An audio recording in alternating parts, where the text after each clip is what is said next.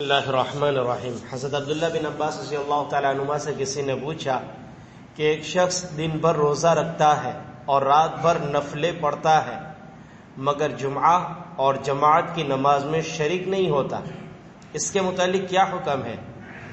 آپ رضی اللہ تعالیٰ عنہما نے فرمایا کہ یہ شخص جہنمی ہے، گو ایک خاص زمانے تک سزا بھگتنے کے بعد جہنم سے نکل آئے کہ بہرحال مسلمان ہے مگر نامعلوم کتنے عرصے تک رہنا پڑے گا۔ جاہل صوفیوں میں وظیفوں اور نفلوں کا تو زور ہوا کرتا ہے مگر جماعت کی پرواہ نہیں ہوا کرتی، اس کو وہ بزرگی سمجھتے ہیں، حالانکہ کمال بزرگی اللہ کے محبوب صلی اللہ علیہ وسلم کا اتباع ہے۔ ایک حدیث شریف میں وارد ہے کہ 3 شخصوں پر حق تعالی شانہ لعنت بھیجتے ہیں، ایک اس شخص پر جس سے نمازی کسی معقول وجہ سے ناراض ہو پھر بھی وہ امامت کرے، دوسرے اس عورت پر جس کا خاوند اس سے ناراض ہو، تیسرے اس شخص پر جو اذان کی آواز سنے اور جماعت کی نماز میں شریک نہ ہو۔ حضرت کعب احبار رضی اللہ تعالیٰ عنہ فرماتے کہ قسم اس پاک ذات کی جس نے تورات حضرت موسیٰ علیہ السلام پر، انجیل حضرت عیسیٰ علیہ السلام پر، زبور حضرت داؤد علیہ السلام پر نازل فرمائی اور قرآن شریف سیدنا محمد صلی اللہ علیہ وسلم پر نازل فرمایا کہ یہ آیتیں فرض نمازوں کو جماعت سے ایسی جگہ پڑھنے کے بارے میں وارد ہوئی ہے جہاں اذان ہوتی ہو۔ آیت کریمہ کا ترجمہ یہ ہے، جس دن حق تعالی شانہ ساق کی تجلی فرمائیں گے، جو ایک خاص قسم کی تجلی ہوگی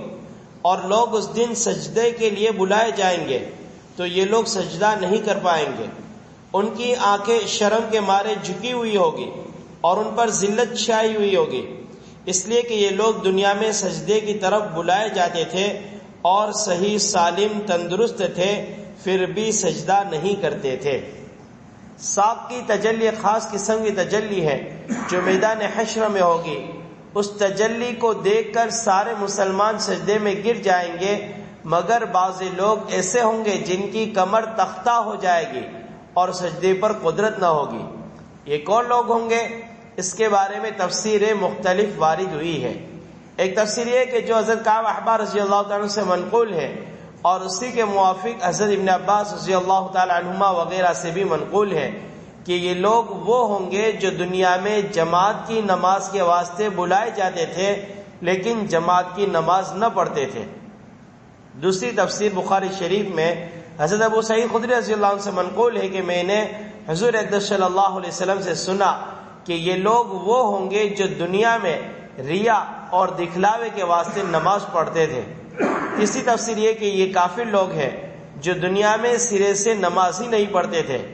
چوتھی تفسیر یہ ہے کہ اس سے مراد منافق ہے، واللہ اعلم وعلمہ اتم۔ بہرحال اس تفسیر کے موافق جس کو حضرت کعب احبار رضی اللہ تعالیٰ قسم کھا کر ارشاد فرما رہے ہیں اور حضرت ابن عباس رضی اللہ تعالیٰ عنہ جیسے جلیل القدر صحابی امام تفسیر سے اس کی تائید ہوتی ہے۔ کتنا سخت معاملہ ہے کہ میدان حشر میں ذلت اور نکبت ہو اور جہاں سارے مسلمان سجدے میں مشغول ہو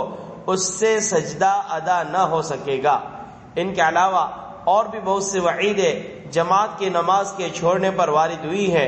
مسلمان کے لیے تو ایک بھی وعید کی ضرورت نہیں کہ اللہ اور اس کے رسول صلی اللہ علیہ وسلم کا حکم اور ارشاد ہی اس کے لیے سب کچھ ہوا کرتا ہے،